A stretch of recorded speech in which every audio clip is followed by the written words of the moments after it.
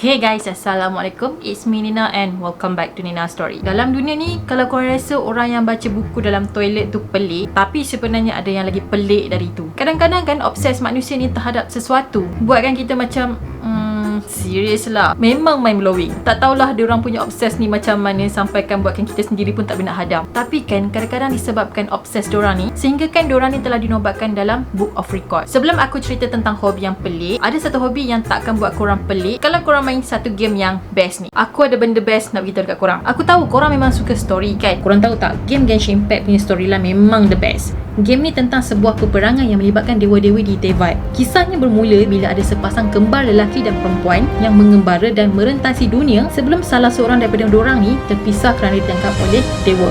Jadi kembar ni dah lama merantau dan diorang berdua ni dah travel banyak dunia. Pengembaraan diorang ni mula bila si kembar tadi berusaha untuk mencari kembar dia yang hilang. And then untuk mencari kembar dia yang hilang tu, dia kena menerokai 7 wilayah dan beberapa arkons.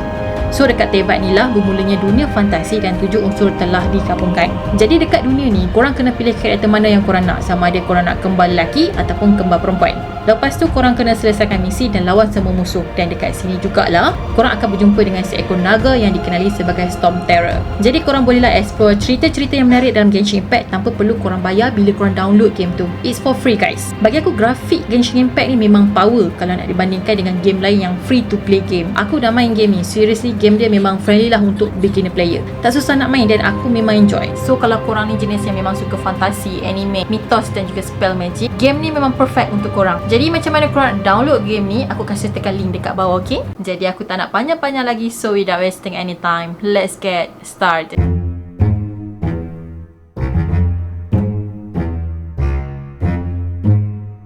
Yang pertama ni adalah manusia yang paling banyak tindik di dunia. Korang tengoklah gambar ni, aku sendiri pun dah rasa ngilu dekat muka. Jadi wanita ni adalah Elaine Davidson yang tindik muka dia dengan 462 subang. Dia juga telah dinobatkan sebagai Ratu Tindik dan telah masuk dalam Book of Record pada tahun 2006. Dia kata dia start hobi pelik ni pada tahun 2005. So dia pun tindiklah sikit demi sikit sampailah jadi bukit.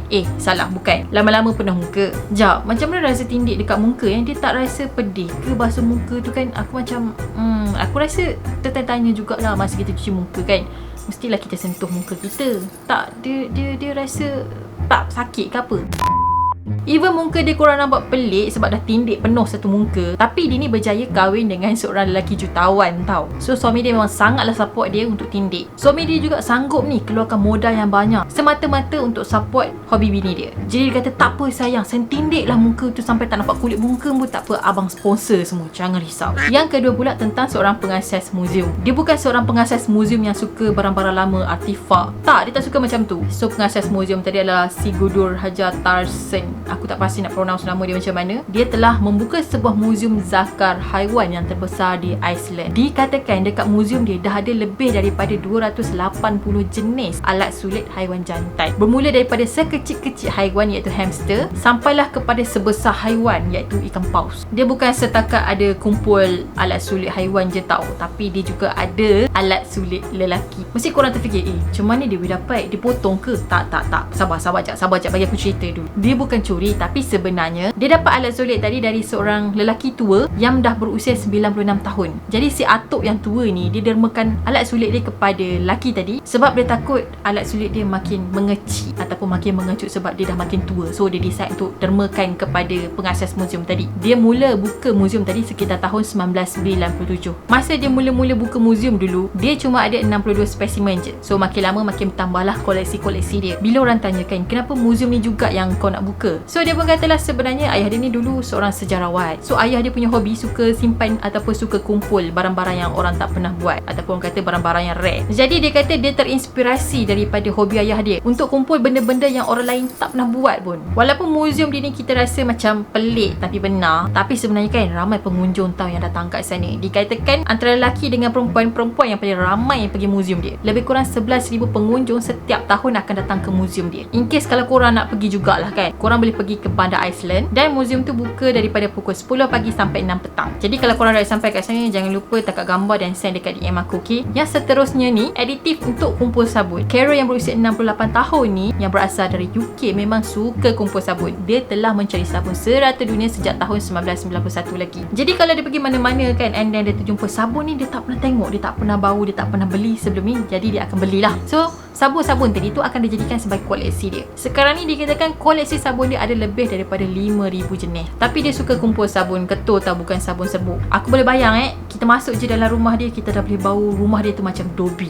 Si wangi kan. Okay, next. Yang ni pula tentang seorang lelaki yang suka kumpul rambut selebriti dan juga tokoh sejarah. Hobi John Resnikov memang dia suka kumpul rambut-rambut orang yang terkenal. Antaranya rambut dari John F. Kennedy, George Washington, Abraham Lincoln dan lain-lain. Kalau aku nak list satu persatu memang banyak, tapi boleh dikatakan dalam koleksi dia banyak rambut-rambut presiden ataupun orang kenamaan Amerika. Bukan tu je, dia ada juga simpan koleksi rambut dia daripada Marilyn Monroe. Ada yang kata masa Britney Spears nak potong rambut dia, dia adalah orang pertama yang pergi booking rambut Britney Spears. Dia punya sayang dengan koleksi rambut-rambut dia. Dia tempatkan barang-barang dia tu di sebuah bilik yang mana bilik tu ada pengawasan yang ketat. CCTV memang ada dekat mana-mana je. So susahlah kalau orang nak curi, dia boleh nampak. Dari apa yang aku baca, orang-orang hebat Amerika kan, macam tokoh-tokoh diorang ke, presiden diorang ke, kalau diorang dah matilah kan, rambut diorang tu akan dijual ataupun akan dibida dekat pasaran dengan harga puluhan ribu dolar. Serius, rambut je kot. Memang gila guys. Tolonglah sesiapa beli rambut aku. Tapi janganlah tunggu aku mati, nanti aku tak dapat duit tu. Beli sekarang pun tak apa, aku jual. Okey, kurang.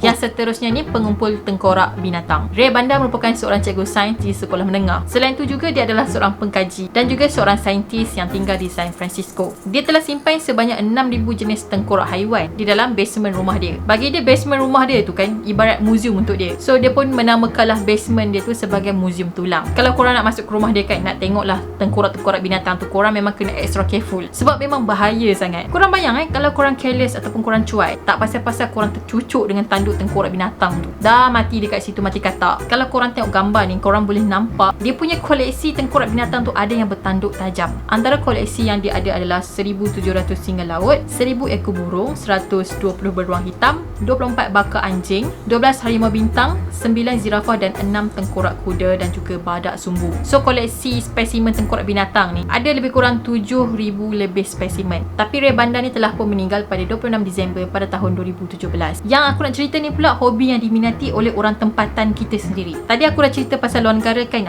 yang ni pasal orang kita pula. Korang ingat orang Malaysia ni tak ada yang pelik ke? Ada sebenarnya. Abdul Manat yang berasal dari Terengganu, Malaysia, hobi dia suka kumpul barang elektronik. Pelik ke? Macam tak pelik pun kan?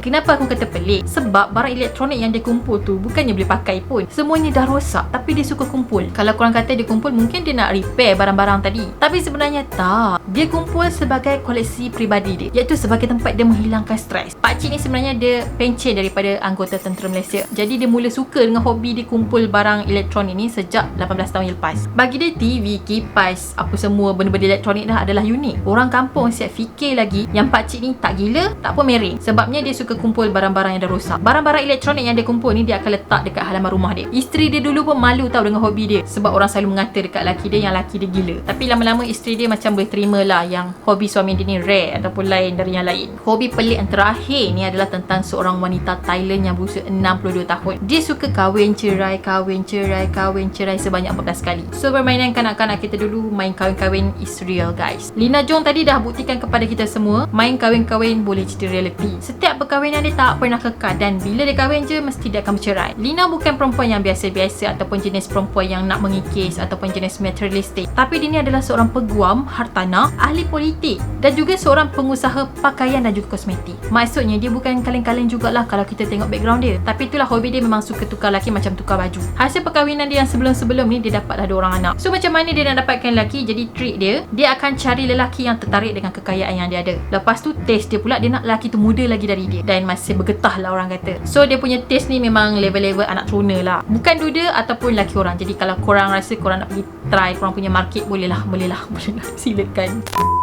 Dulu dia pernah buat satu pengumuman yang dia nak cari suami yang baru tau. Tapi syarat utama dia, lelaki tadi tu paling tua pun dia nak 25 tahun. Berat badan kena kurang daripada 70 kilo. Lepas tu tinggi 1.8 meter dan kena ada six pack. Korang tahu tak berapa ramai yang apply nak jadi husband dia? Seramai 60,000 orang pemuda telah apply untuk jadi husband dia tau. Betul-betul dia kahwin dengan seorang lelaki yang berusia 34 tahun. Tapi diorang kahwin kejap je, sebulan je. Lepas tu diorang bercerai. And then pada tahun 2019, dia nak cari suami dia yang ke-14 pula. Dia pun kahwinlah dengan lelaki yang dia nak tu. Tapi lelaki ni tipu dia. Ex-husband dia ni telah melarikan sebiji kereta Mercedes dia. And then lelaki tu hilang macam tu je tanpa khabar. Tak boleh nak jejak dah. Kat mana dia pergi pun tak tahu. Lina ni juga dah banyak kali tahu buat plastik surgery. Sebab dia nak nampak lagi muda daripada usia dia. Tapi plastik surgery dia yang last ni gagal guys. Tak pasal-pasal muka dah bengkak macam kena sengat dengan tebuan. Naya. Sekarang ni dikatakan kedai-kedai dia dekat Thailand banyak yang ditutup. Disebabkan oleh kemelesetan ekonomi pada musim COVID-19 ni.